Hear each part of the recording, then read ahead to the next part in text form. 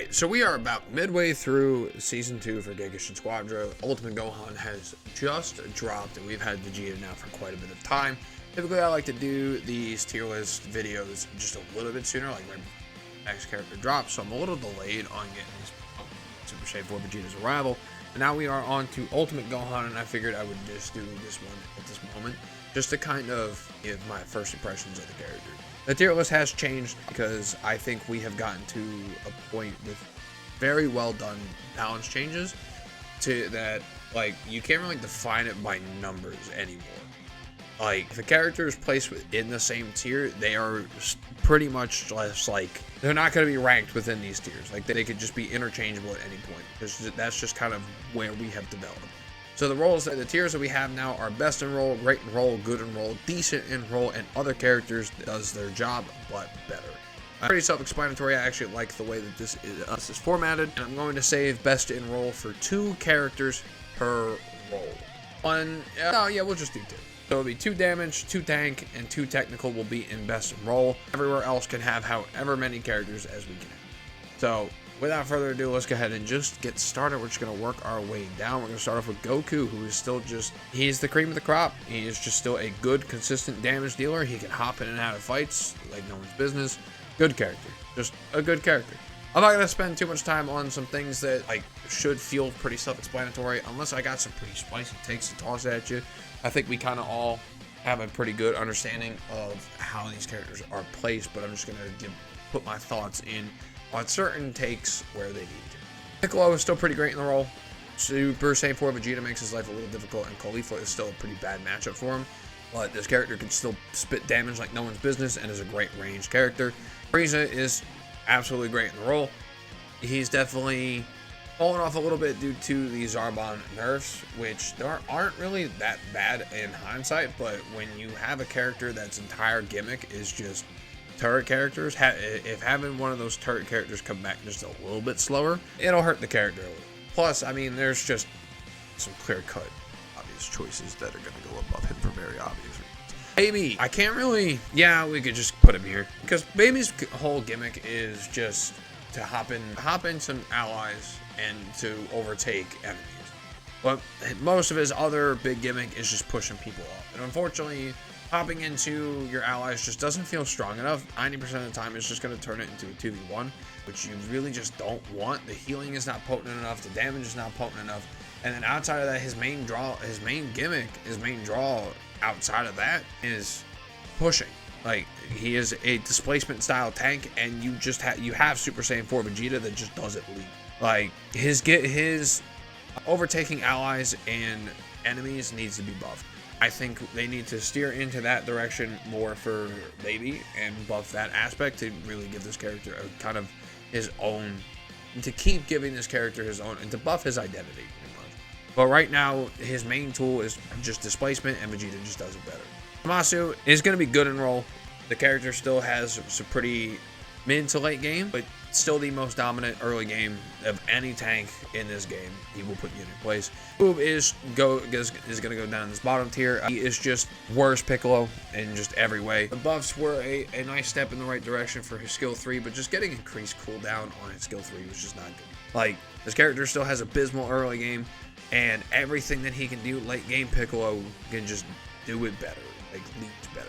Like, all that work he has to put into building his Cyclones off of the skill 1 and his ult, Piccolo has it literally all just in his home road, in his light grenade. Really no reason to use it if Piccolo exists. Like, and I know there's a lot of good Oob players out there. I have seen quite a few like really pop off with this character. Like, you can do good things with it. The character himself just ain't bad. It's just every time I see this, I'm like, why would you use him over Piccolo? So Krillin is going to be decent, and I'm going to preface this by I don't think a single technical is bad. I think all the technicals are usable in their own right. It's kind of clear which technicals are worse than others, and Krillin's kind of an example of this. Krillin is a good character, but it's just like some of the other technicals offer a little bit more than what he can do, but a good Krillin player will really do what he needs to do for the team. You can still get the job done, albeit you just have to work just a little bit harder. Good character. The buffs for the Bora were fucking insane, man. And I see a lot. I've seen. I'm gonna preface this real quick. I've seen a lot of people downplaying this character, and by seen, I mean I've deleted Twitter, so I don't really keep up with most other people's opinions or anything like that anymore. I do not want to be shit app anymore.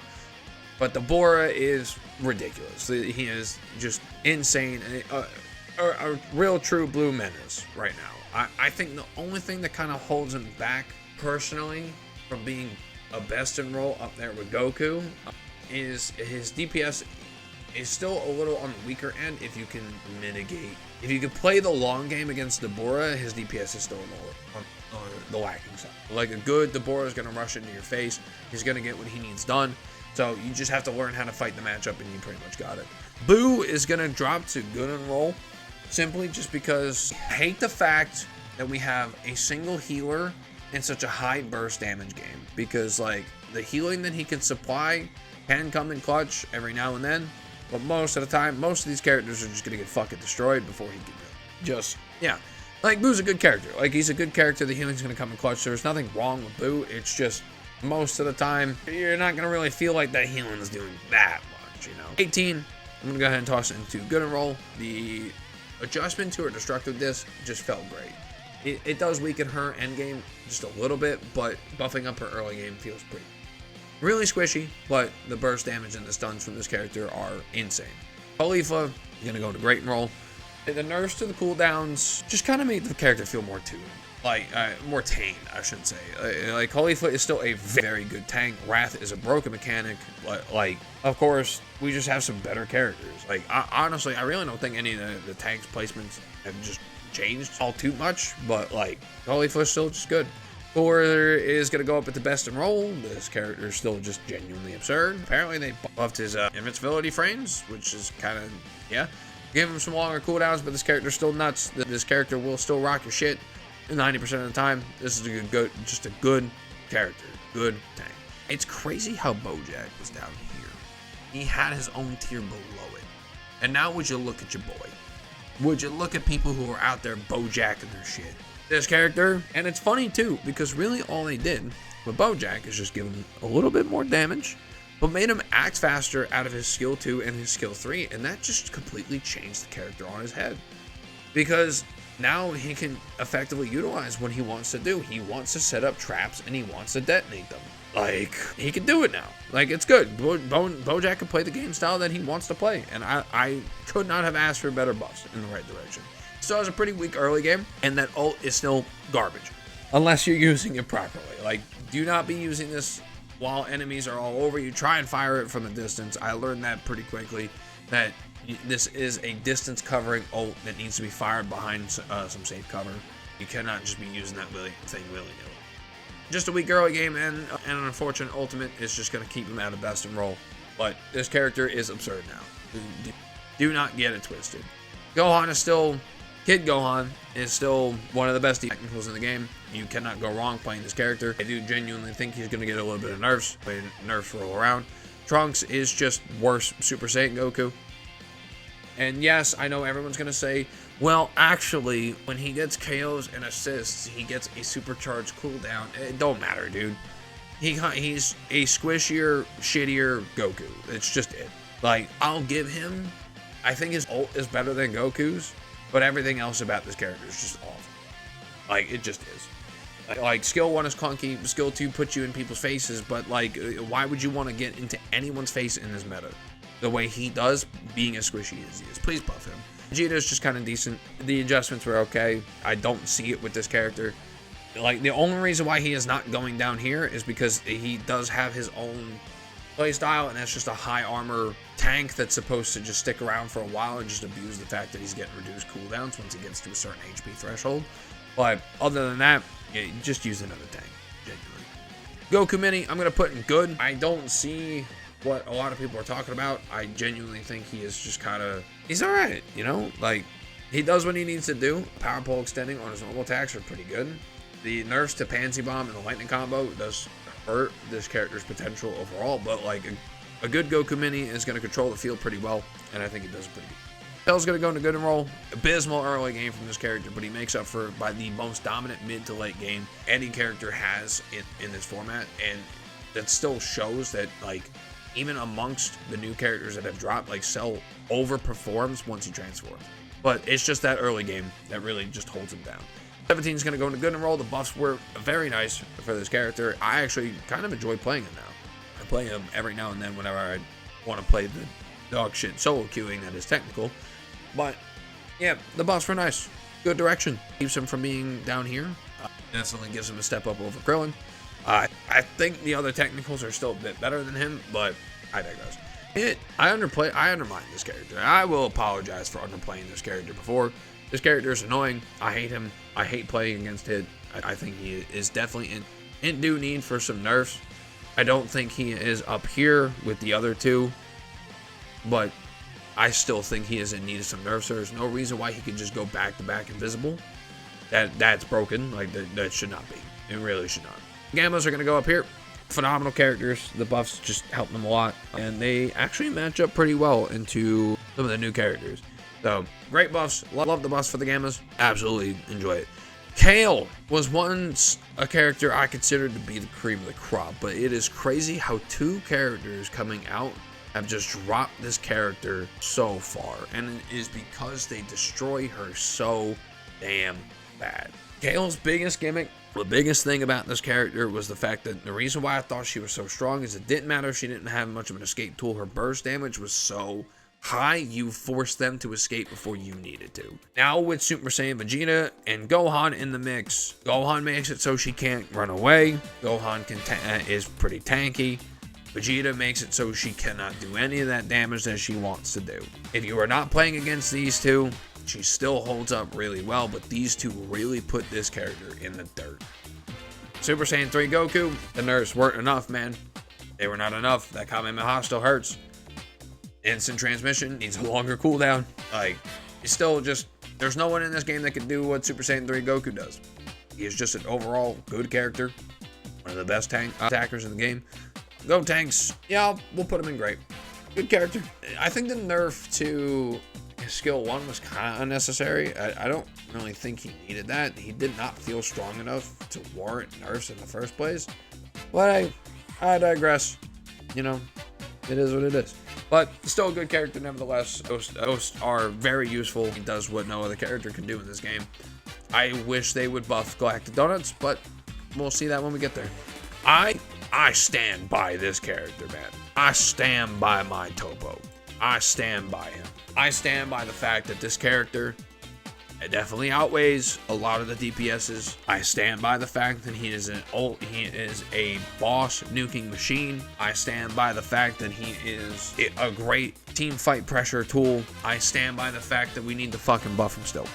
Like, I think he could definitely warrant from having some cooldown buffs, because even with his gimmick, those cooldowns still take quite a bit of time to come back. But I stand by Topo being a good character, especially since he matches up pretty well into both the new characters. Gohan could, like, it doesn't matter with Gohan stuns and fear. Gohan thrives off of getting those stuns to displace the damage, but if Topo is applying the God of Destruction stacks, he is still damaging you and still damaging you when he's attacking you. So he's kind of just over chipping you. And then he actually has a decent matchup into Super Saiyan 4 Vegeta. Skill 2 actually goes through the shield, which is really nice. And the counter is kind of useful into a lot of Vegeta's horseshit. You just got to make sure you have situational awareness, because Vegeta can kind of just, they can both just kick you into a wall, kind of just do what they need to. But he's got a much better matchup into Gohan than he does Vegeta, but he still does decently well into Vegeta. I've had very good success with my matchups into Vegeta. Speaking of, just do it. They're the last two. They're both absurd. Super Saiyan 4 Vegeta is definitely going to get General Rildo nerfed, 1,000,000%. He definitely needs his stun nerfed. Ironically, the character does need a bit of buffs. Skill 1 is very inconsistent. It is a very inconsistent move. Outside of that, I wouldn't touch anything else and just nerf skill 2, nerf its range and the stun, and just keep him the same. And then I think he's a pretty tame character. And then Gohan has one of the most annoying playstyles that I hate going up against. I typically am not that big of a fan of displacement style characters. I can deal with it though, but Gohan has displacement, stun, and a button that he can click that just causes your character just to walk off in a certain direction that could be towards the enemies, and you can't click a button for like 4 seconds. And then for some reason has an ult that can tear you down faster than 90% of the characters here in the top. Like, Gohan is already, based off of first impressions, a character that needs to be nerfed. But don't take what I am saying as like I could just play Gohan and win.